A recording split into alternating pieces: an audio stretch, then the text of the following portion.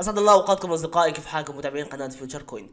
عملة لونا كلاسيك اصدقائي، وشفنا كثير اخبار عن عملة تيرا لونا كلاسيك.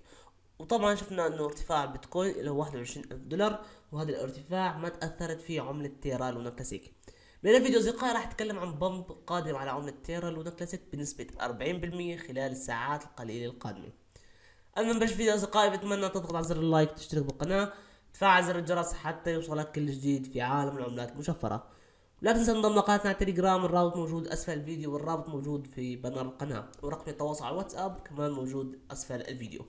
خليكم معنا اصدقائي الى بعد الانترو.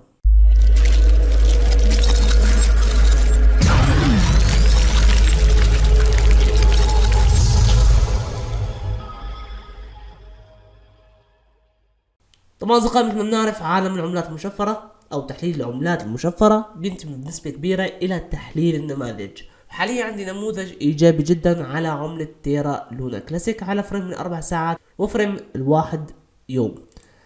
اليوم راح يكون اول اقفال اعلى ترند او اعلى مقاومة 18.3 0.3 اصفار 18.3.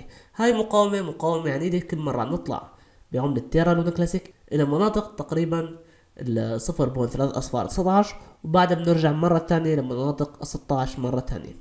حاليا حسب قياس الموجات اي اغلاق اعلى هاي المقاومة راح نتجه تلقائيا الى منطقة 27.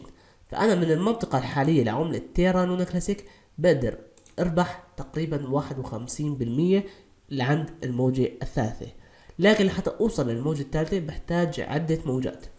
حسب التحليل الرسمي لعملة تيرا لونا كلاسيك مفروض العملة ترتفع بداية الى منطقة 22، وبعدها مرة تانية نرجع لامس الدعم ما بين منطقة 18 الى 19، وبعدها ننطلق الى كسر الجدار عند منطقة 27. مقاومة عنيدة عند منطقة 27، لازم ننتبه جيدا. بتجنب دخول صفقات اللونج بهاي المناطق. انا بقدر افتح صفقات لونج، وحاليا على قناة الفي اي بي دخلنا بصفقة لونج. بالوقت الحالي عندي بربح تقريبا 40%، مربح تقريبا 40% فيوتشر. لهيك اصدقائي احنا حاليا هدفنا بعملة تيرا لونا كلاسيك هو منطقة 27، وما راح نسكر صفقاتنا الا عند منطقة 27.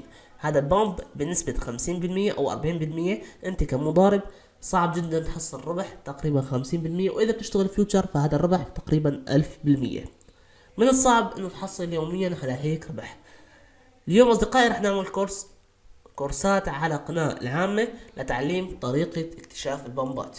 عندي كثير من العلامات بتدل على ارتفاع كبير لعملة تيرا لونا كلاسيك. انضم لقناة التليجرام حتى تستفيد من هاي المواضيع، وحتى تقدر تدخل اكبر عدد ممكن من البمبات.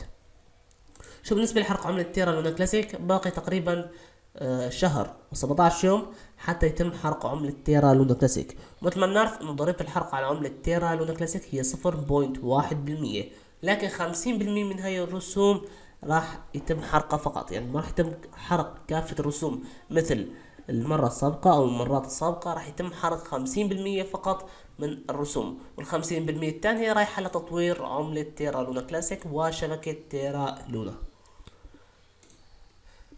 اصدقائي انكم وصلنا لهذا الفيديو، بتمنى الفيديو يكون نال اعجابك. لا تنسى تشترك بالقناة، تفعل زر الجرس، تضغط على اللايك حتى يوصلك كل جديد في عالم العملات الرقمية. مع السلامة، دمتم بخير.